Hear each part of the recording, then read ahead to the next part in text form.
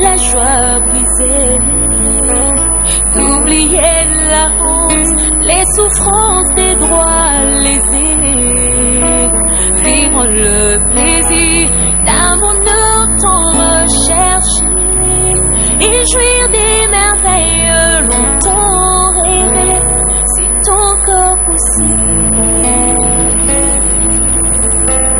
C'est encore possible de tout refaire et de voir venir des beaux jours pleins de gloire, d'écrire une nouvelle page en couleur d'espoir. C'est possible de renaître, c'est encore possible d'avoir au-delà de tout ce qu'on a perdu, de bien faire la joie de ceux qu'on a aimés. Shalom PBDJ, Mbote Libota Nzambe Bisika Nyosotu, Bozu occasion ya Bolanda encore cette émission Instant de prière. Que l'Éternel Dieu le Tout-Puissant, Adonai El Shaddai, Jésus-Christ le Tout-Puissant, le Dieu Père éternel, vous bénisse abondamment. Nazesus ne sengo ya kozala liboso na bino mokola lelo. Pambate Dieu m'a envoyé encore ya kozala devant yo na moment oyo. Que l'amour du Seigneur, que l'amour du Très-Haut et à la partage na biso na moment où tu peux passer moment na biso à la prière. Que l'amour du Seigneur Jésus-Christ se manifester vraiment puissamment na kat na biso dans le nom de Jésus-Christ, le véritable Dieu.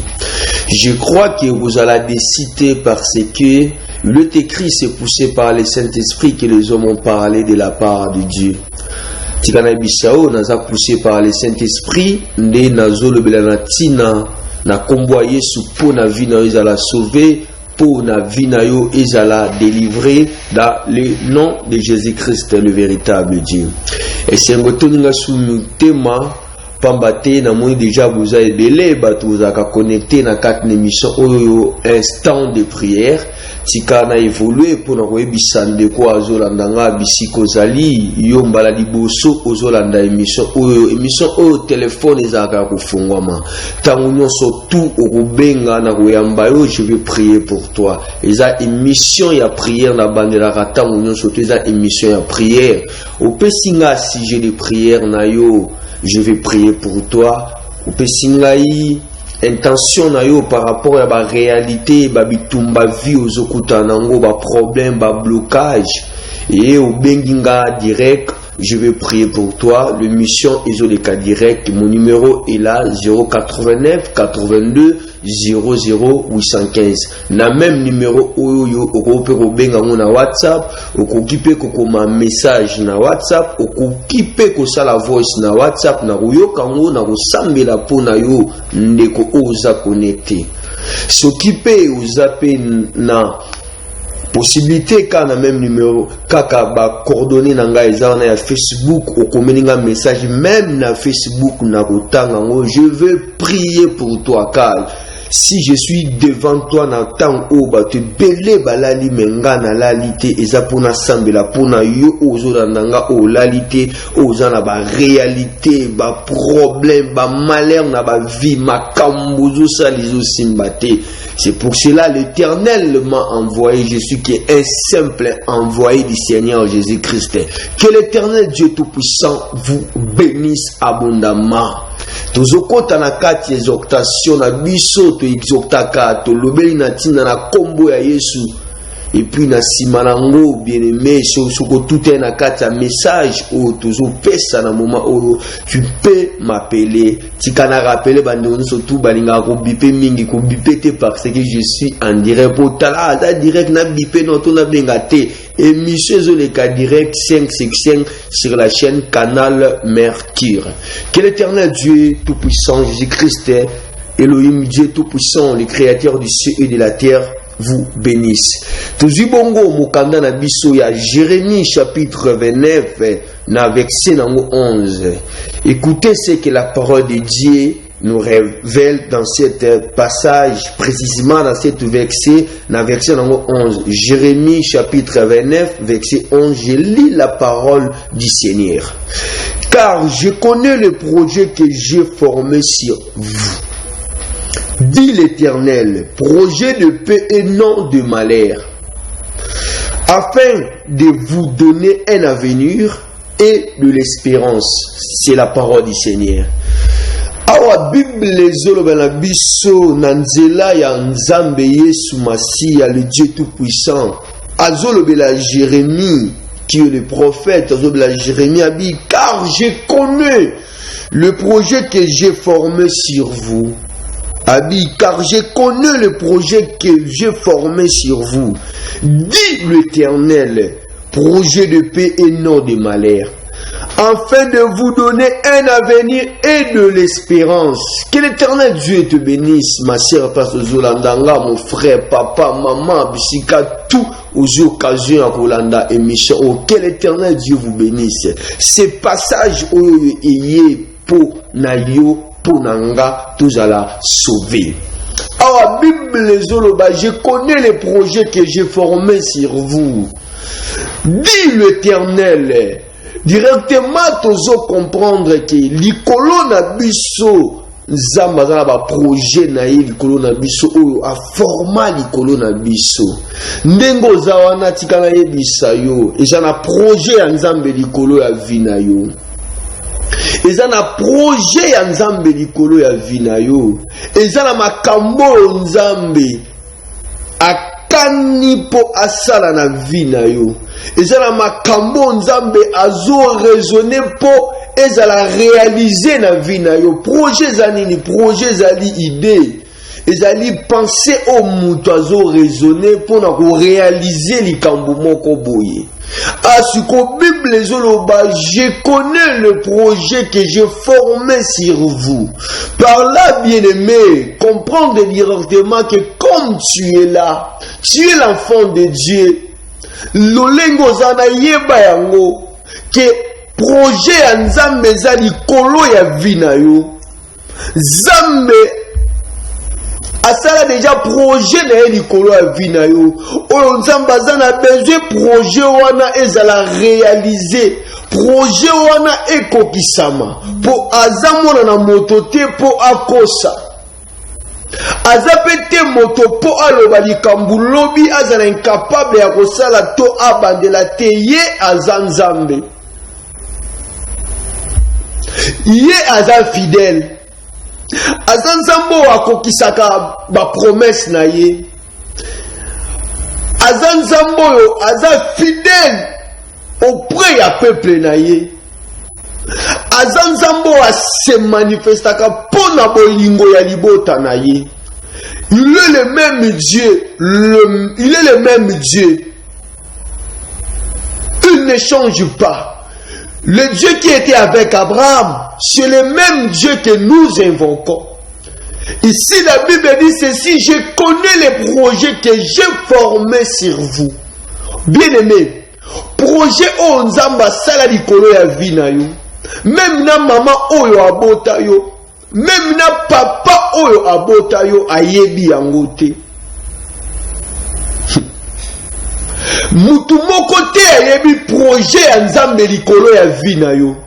Mutu moko te ayebi oyo nini nzambe aza kokanisa po na kokokisa na tina na bomo ino. Mutu moko te ayebi yango. Pambate, la Bible dit ceci, celui qui est caché c'est pour l'Éternel, mais celui qui est révélé c'est pour nous les hommes.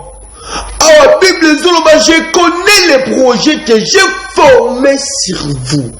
Nalingina yebisayo ndeko ndengo zawana. Zambe asala projet ya malamu po na vina yo. Pambate Bible lobi, je connais les projets que j'ai formés sur vous, dit l'Éternel.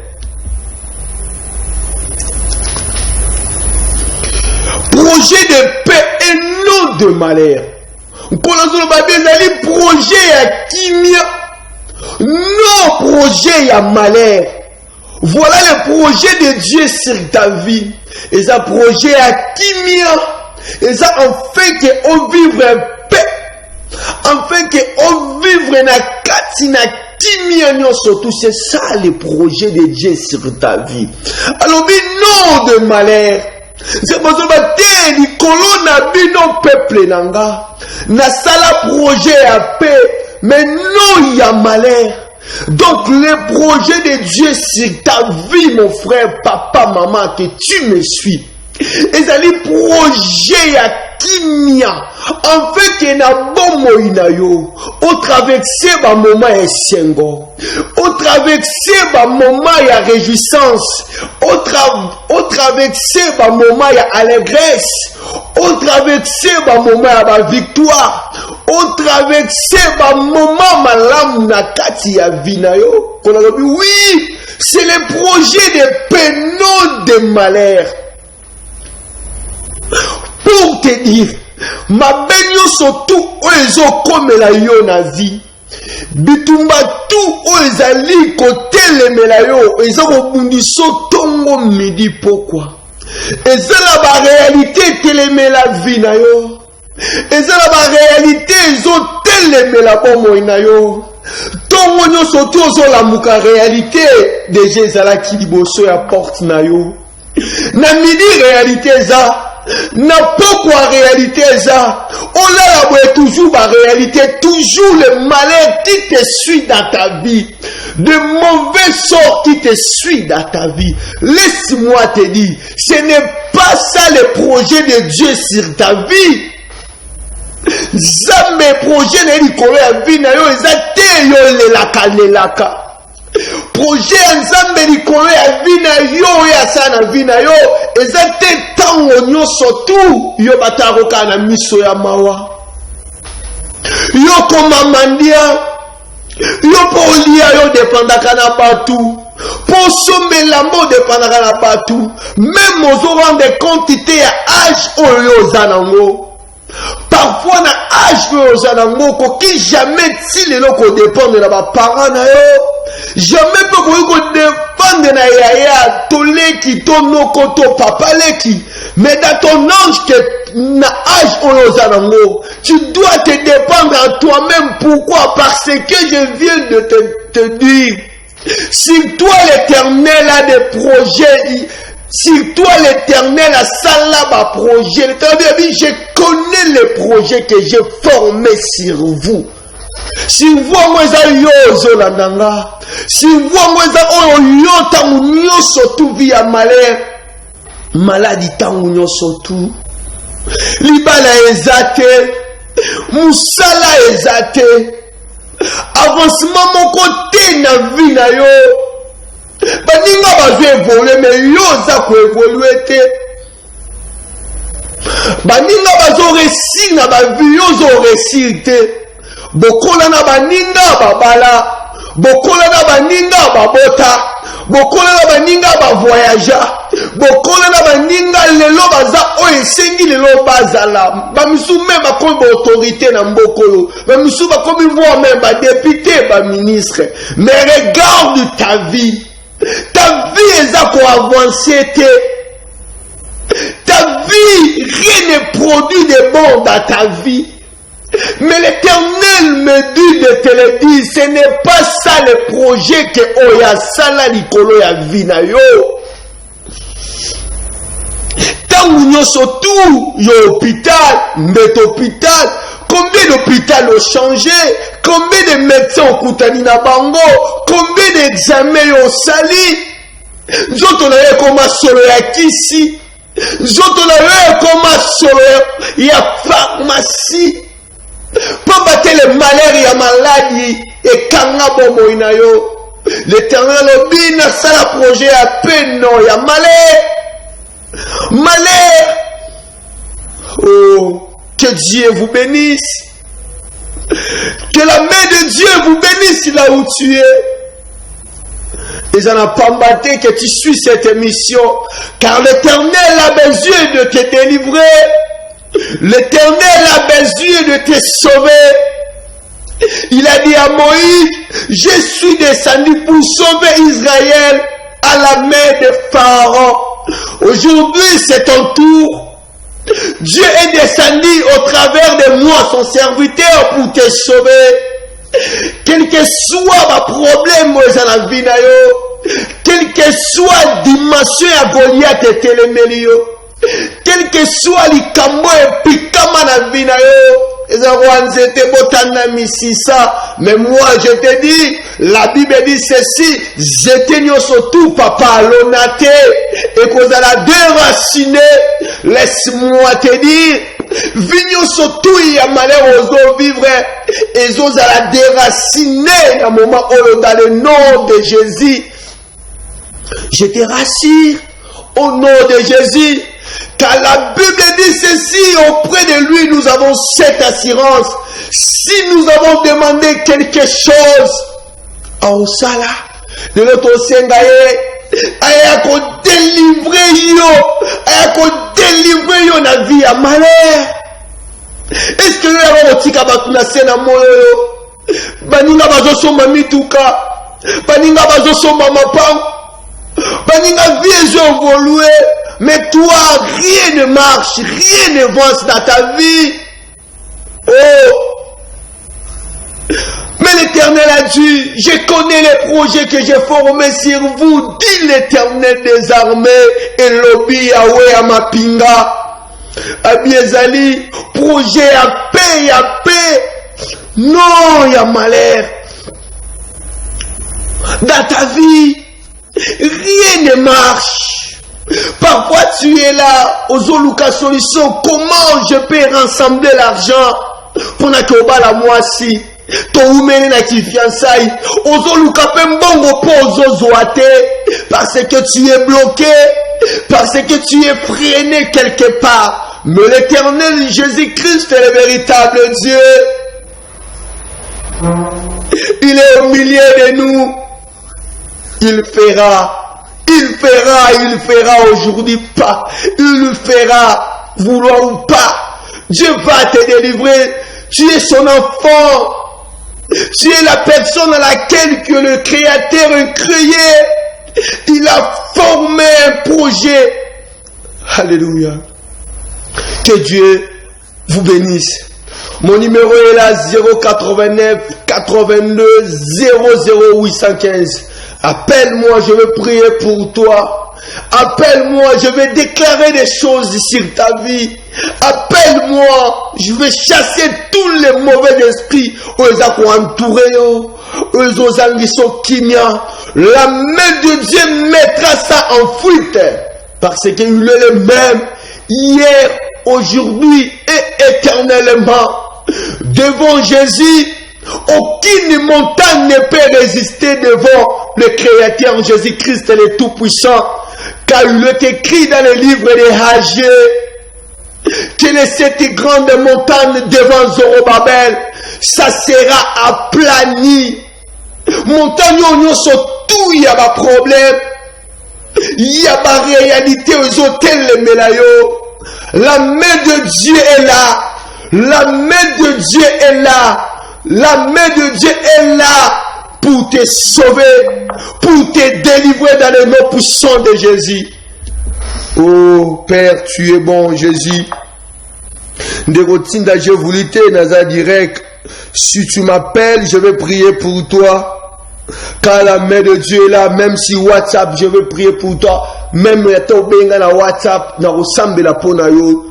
Même au commun à Facebook, je vais prier pour toi. Benga même na WhatsApp, le numéro est là, même na appel normal. Le numéro est là, 089 82 00 815.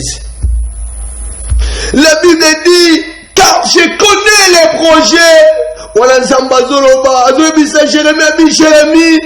Je connais les projets que j'ai formés sur vous. Dit l'Éternel des armées.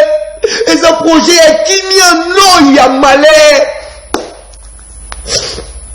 Malheur est la vie na yo au salanini. Et ça biloko nzambe. Atia qui te pour la vie na yo ezala.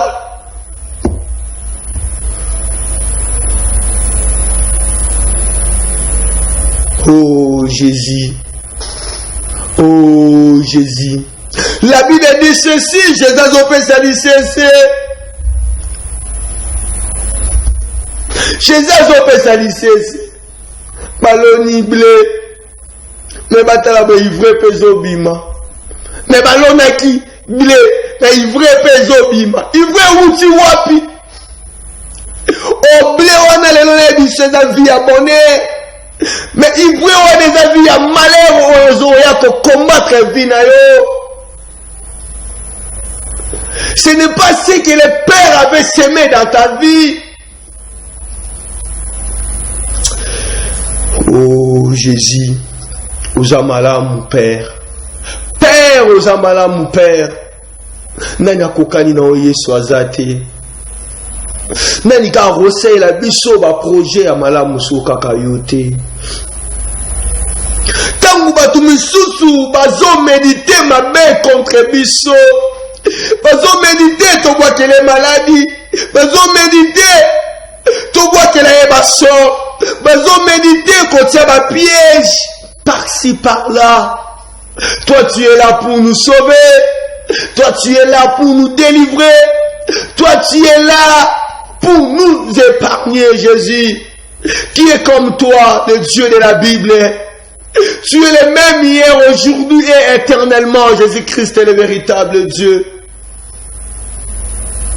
Oh Baba. Yesu zamalamu. Yesu zamalamu. Mon côté à cocaïna yo pambate poyo zamalamu Yesu. Babengama banzambe lelo mabele mela bango. Babengama ba chef ya famille bazo contrôler bango na ba coutume na ba tradition lelo mabele mela bango. Mais yo mabele sanza yo pour nous relaxer que yo ndo zanzambe. Tala na vie na yo. Tu verras rien ne marche. Mais ce n'est pas ce que Dieu a déclaré pour la vie na yo. Ce n'est pas ce que l'Éternel a raisonné pour la vie na yo. Donc tu vis au contraire na oyo Yesu akana pour la vie na yo. Alors les projets de paix, non de malheur, pour qu'on puisse sabino à venir ya malamu. Oh, yo vivre sa vie na yo te, ma sœur, mon frère, papa, maman. Ce n'est pas ta vie. Ta vie, ce n'est pas ce que toi tu es en train de vivre. Ta vraie vie est là. Cherche l'Éternel. Cherche l'Éternel. Il va te révéler vie na yo ya malamu. Oh, zo vivre sa vie na yo te. Ta vie est cachée en Jésus. David azoloba destiné dans zana maboko na yo. Bien-aimé, vie ozo vivre za vie o nzamba kana kite kokisama na vie na yo. Tangu noso tukolela, tangu noso tukaya yo bana babanda ka classe kasi basi sakate. Bana bato bana université basi sakate, même na primaire au monde basi cité. Chaque coup tout moi gratuité te répéter oh Jésus. Alléluia. Tu dois te révolter papa maman. Tu dois te révolter pour ta vie.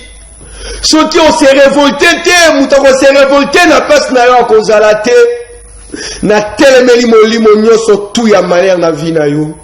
Na bengani yango, na chassé yango dans le nom de Jésus-Christ, le véritable Dieu. Ozalo kola batonyo surtout. Tu es aussi appelé à vivre vie à malamu. Ya ko vanda na la condition ya malamu. Ya ko lala na condition ya malamu. Pour nite peyo. Je déclare vigno sur tout ya malheur pour la vie na yo. Et tikayo dans le nom de Jésus-Christ, le véritable Dieu. Vigno sur tout ya manianisme. Ya ki mandia et tikayo dans le nom de Jésus-Christ. Zala délivrer totalement dans le nom de Jésus-Christ, le véritable Dieu. nazobenga na malheur nyonso tout na vie na yo, nazobenga na cri à plaire na vie na yo, nazobenga na cri à plaire na vie na yo, dans le nom de Jésus-Christ le véritable Dieu. Nazobenga na molimo nyonso tout oyo ezozangisa yo kimia oyo elingi yo évolue te elingi te emona évolution ya na vie na yo, nabengani molimo wana dans le nom de Jésus-Christ le véritable Dieu. Je commande forme nyonso tout ya molimo nyonso tout ezobundisa yo dans le nom de Jésus-Christ le véritable Dieu. Zala libre, nalobi zala libre, nalobi tikala libre na kombo na Yesu. Car c'est par la liberté que Christ nous a affranchis. Na bengani molimo tout ya malade na nzoto na yo, na bengani yango dans le nom de Jésus-Christ le véritable Dieu. Na zobengana molimo nyonso tout ya chômage na vie na yo, na chasser yango dans le nom de Jésus-Christ le véritable Dieu. Nazobengana molimo nyonso tout ya célibat,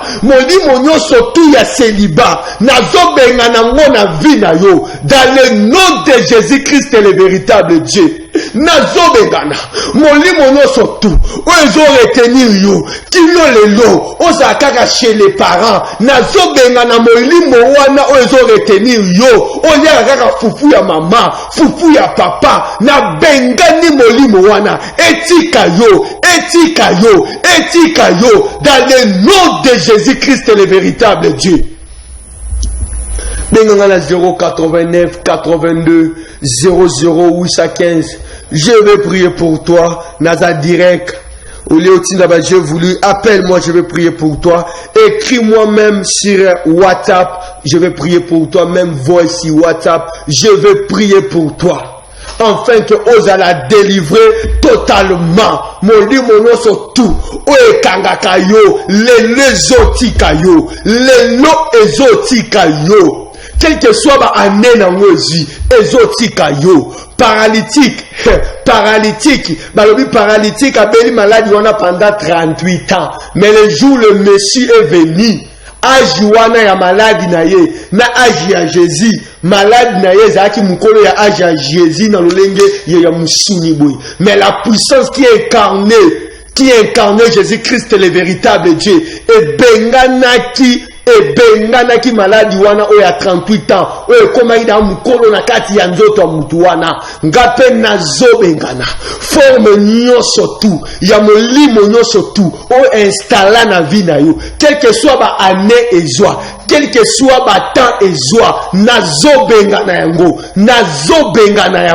dans le nom de Jésus-Christ, nazomenacer molimo nyonso tu ya bondoki, ya bakoko, ya kutime oyo vanda na vie na yo, oyo kontrolaka yo, oyo elingi te yo avancer, elingi te okende liboso, nazomenacer yango. Bible révélé ngai, Bible obi devant la mer rouge na livre ya Psaume, Dieu avait menacé la mer rouge.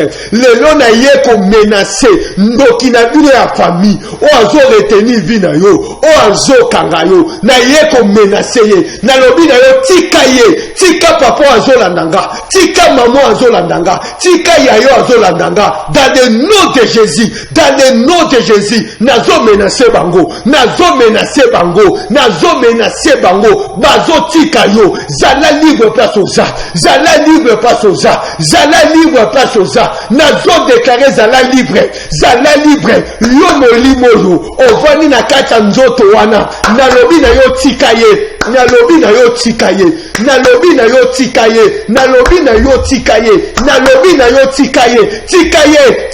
eza nzoto na yo te, eza nzoto nzambe, dans le nom de Jésus-Christ. Oh, gloire à Dieu, gloire au Seigneur. Yesu azamalam, Yesu azabolingo, nani akokani na Shilo, nani azalokola Yesu azalite. Oh Yesu. Oui, allô? Oui, allô, bonsoir. Bonsoir, papa. Allô? Oui, allô, c'est Frère Christian. Oui, oui. La ligne, parce que il y a des problèmes spirituels, vraiment, on a en direct. Oui. On est payé pour l'engager. Prends mes amis, papa. Maintenant, je fais l'occasion de tout ma famille. Au Benbiso depuis combien d'années? D'accord. Na déclaré l'icolo nayo dans le nom de Jésus. Blocage ya famille. N'attaquer yango. N'attaquer molimo wana dans le nom de Jésus-Christ. Tikaye. N'a déclaré aux libres. Ma porte fungwami. Na kombo na Yesu. Amen. Bien aimé. Yesu azamalam. Nana kokana Yesu. Oh ya lobi oui, etikala oui. Oh Yesu a lobi non, etikala non. Comme il a décidé, il a séparé la vie à malheur, azo séparé yo. Oh Yesu. Mon côté à kokani na yo. Motote à kokani na yo Yesu. Mon côté aza lokola yo. Nani a lokola Yesu. Alors dit, non le projet à malheur. Yango nazo déclaré kaka. Nazo taken limwana. Lelo zotika yo. Lelo zo senti pepele na nzoto na yo. Lelo zo senti que okomi pepele Christ t'a sauvé. Christ t'a libéré. Ba loi nyonso tout. Ba maloba nyonso tout. O ba loba likola vina yo. Yesu azo silisa ngonguya. Ezo sensu n'imparti te likolo ya vina yo. Oui, allô? Allô? Bonsoir, papa. Bonsoir. Au Bengubiso de Koua, puis Kombonani. Nazakulanda yo. Oui. Alors, namon que vraiment, n'a parmi à votre malade. Oui. N'a vie sexuellement, ils avaient faiblesse. Alors, est-ce que vous semblez là? Oui, au Bengue depuis combien de papa? Pardon? Au Benga depuis combien de pardon. D'accord. Ok. N'a déclaré l'icolo na yo. N'a déclaré guérison totale dans le nom de Jésus-Christ, le véritable Dieu. Makasi na yo ezonga. Ki makasi na yo ezonga. Na kombo na Yesu. Na kombo na Yesu. Zala rétabli. Zala restauré. Na bengani molimo nyonso tout. Oyaki ko rendre yo faible. Dans le nom de Jésus-Christ. Amen. Amen. Bien-aimé. Yesu aye pona ko bikisa. L'esprit du Seigneur est sur moi. Oh Nova. Oui, allô? Bonsoir. C'est frère Joli. Oui. Il y a eu la difficulté à moi et Joli. La difficulté à ma casse, il y a ça là, on est ça là. Et puis, nous, quand on fait ça, le compte final du bloc, le médecin, on a plus de nous.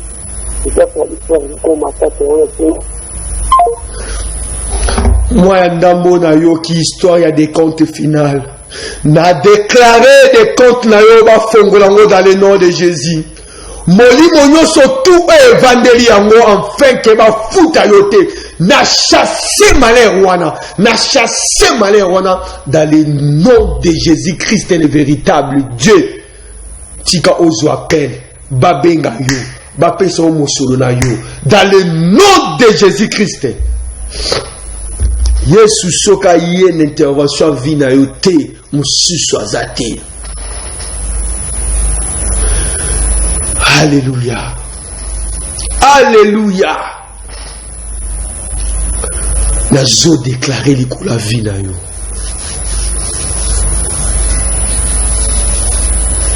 Osana malade. N'a déclaré guérison. Aux alliés na célibat, n'a déclaré mariage. Aux alliés na chômage, n'a déclaré travail.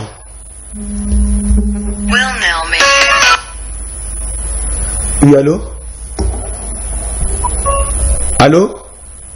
Allô? Bonjour. Bonjour. Obengi biso depuis commune ni Kombonani. Oui, comment on a Thierry? Oui. Nous avons besoin au Solanayo en privé. On a fait benga après émission sur la Silici. Quand on a numéro? Quand on a numéro Voilà, on a en direct. Oui, émission en direct. Aux autres direct. Ah, excusez, comment on a été? Comment on a fait Thierry? Ngai prophète Christian Joël. Ah, on a rappelé au. Son assisi émission ou rappeler ngai. Quand on a numéro nanga ou bengeli ngayo. Ah, d'accord. Merci. Bien aimé, ce qui est sous une intervention de Moussou sur une intervention vina yo azate. Je connais les projets que j'ai formés sur vous. Dit l'Éternel des armées. Oui, allô? Oui, bonjour, bonjour. Papa Komona ni obeng sur la commune. Oko pisa na musika télévision na ote pona ngo malamu to okani volume. Comment on a été la ligne va passer à l'Emba. Natia wapi? À partir de l'Emba. Oui. Olulubini papa. La sengi ubon de la pona ngai, moi na ngai, abotani bana. Abuyima azumubali mushushu parce que kama kati azote zake. Ubon de la pona ngai mpe kama makati pia pe kama kimia. D'accord. Merci. Na déclaré l'icolo ya vina yo.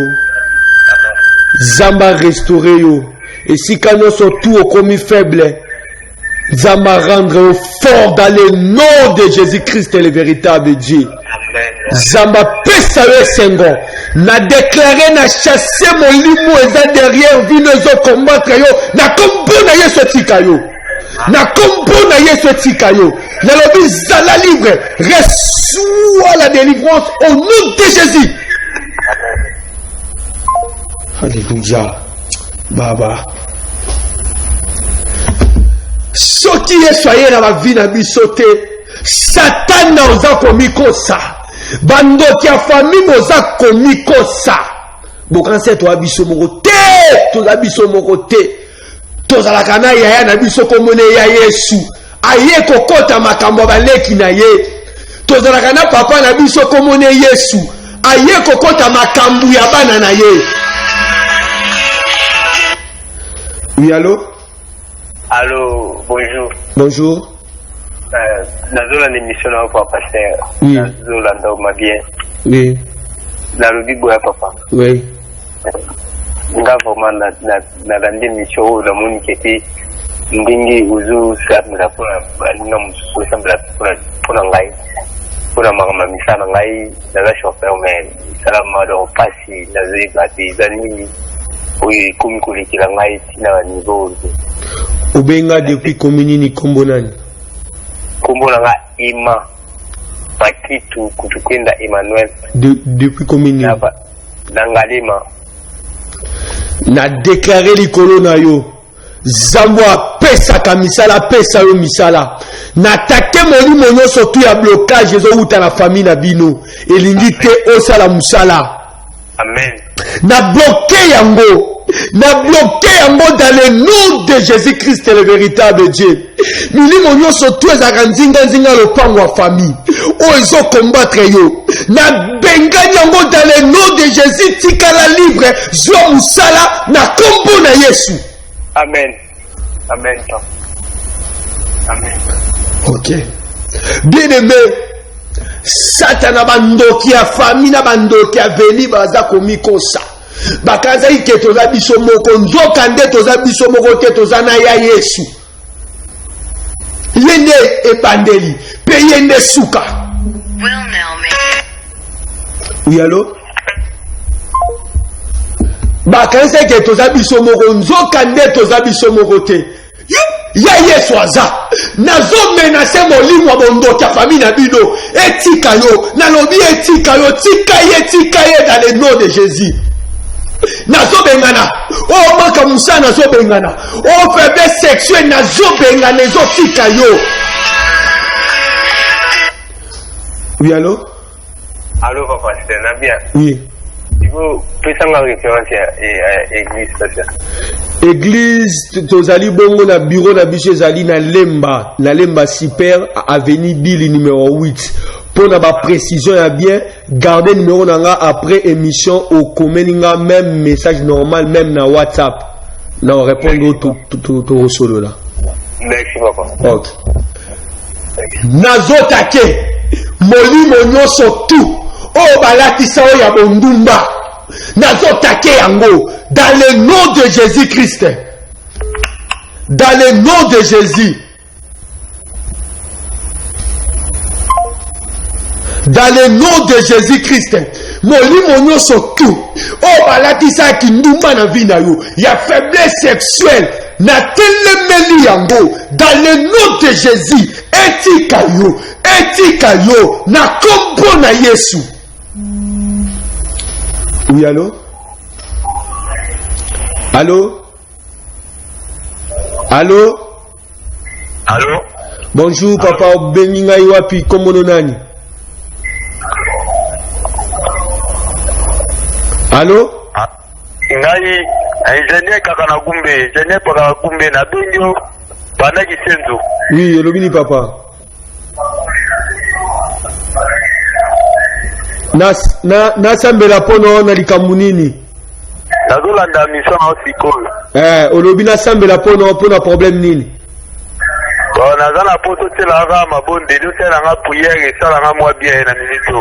D'accord. Na déclarer likolo na yo. Zamba lola batela yo abomba yo.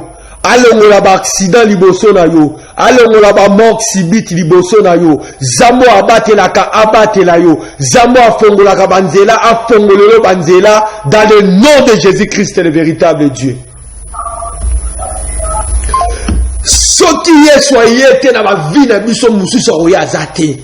Satan akanza ke toza biso moko po amone la rabiso po anyata rabiso zoka nde toza na yaya na biso ya Yesu yango wana na ye na eko benga na molimo ya chômage na vie na yo etika yo na ye ko benga na molimo nyonso tu ya dégoût ya kolela ya matanga na vie etika yo dans le nom de Jésus.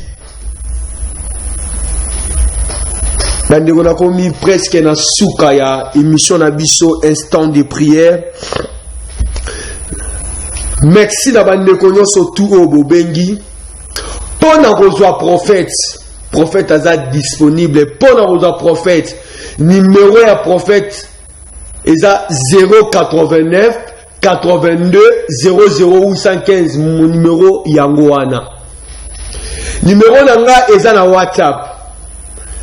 Même coordonnées nanga ya Facebook ezawana soki olingo kota en contact nanga olingina ya mayo en privé na bureau nangai numéro nanga ya wana benga ngai to solola to vandi to sololi po batu misusu koza na likambo moya olobango boezate mais je pense robenga ngai na yambio to vandi to solola yango benga nga numéro nanga yango wana na oyamba na bureau na opeso référence à bureau oye na bureau to vandi to sololi na yo na landeli yo na ba prière afin que l'Éternel Dieu le Tout-Puissant a guéri yo apesa yo esengo na pamoli bandeko nyonso tout bozalaki branché na pamoli ndeko nanga Michel o azalaki na sima ya réalisation émission yo que l'Éternel Dieu a pambola ye. Je bénis mon père spirituel apôtre Jean-Papi Ngombe et je bénis mon père encore prophète vainqueur Kassongo. Que l'Éternel Dieu Tout-Puissant a pambolaé. Oui. Oui, allô? Bonsoir. Bonsoir. On a Zolando en direct et on a lingi au Sambela Ponanga parce que nazana mwaba obstacle mingi ezouta na niveau ya famille. Na bengi a partir njili comme on a papa Pascal Bonazebi. Na déclaré likolo na yo papa Pascal. Na eko benga na ba blocage. Na eko benga na ba limitation. Ça là qui okeyo zongi. Na yeko kata yango. Na yeko renverser ngo na kombo na Yesu. Na déclaré na vie na yo bondo ke ko régner lisusu te na katire nango dans le nom de Jésus. Amen. Dans le monsieur comme Nasuka, j'ai sali le prophète vainqueur Kassongo et j'ai sali encore l'apôtre héritier B à mon frère et j'ai sali aussi. Allô? Bonjour papa. Bonjour maman. Na yo kayo kukombona ni obenga wapi? Mama Charlotte. Mama Charlotte obenga wapi? Tazala kolina bao. Olobini mama na ngai. Eloko ezodérange na makasi pa maloba mosusu oyo famille ezolobela ngai nazokomprendre yango te mais nga moko nzambe azolakisanga ifo bondela pa mpona problème ya libumu balibumu ezosalanga badouleur makasi donc maloba mosusu oyo ndeko na nga mwasi azoloba boye mais là faut comprendre mais il fallait la mona autokuta pour la expliquer ok pour na monanga isa problème te obenga après mission na peso ba coordonner numéro na nga ya ngwana obenga nga pour na orienter yo na yamba na bureau. Ok. Na déclaré likola vina tia le boko na libumu. Na déclaré dans le nom de Jésus. Nazolongola nyonso tout oyo eza yango te nzamba tia na kati na yo te na libumu wana na bengi yango na kombo na Yesu pe na rendre faible pe na anéantir maloba na bango nyonso tout ya mabe likola vi na yo na kombo na Yesu benga nga après émission.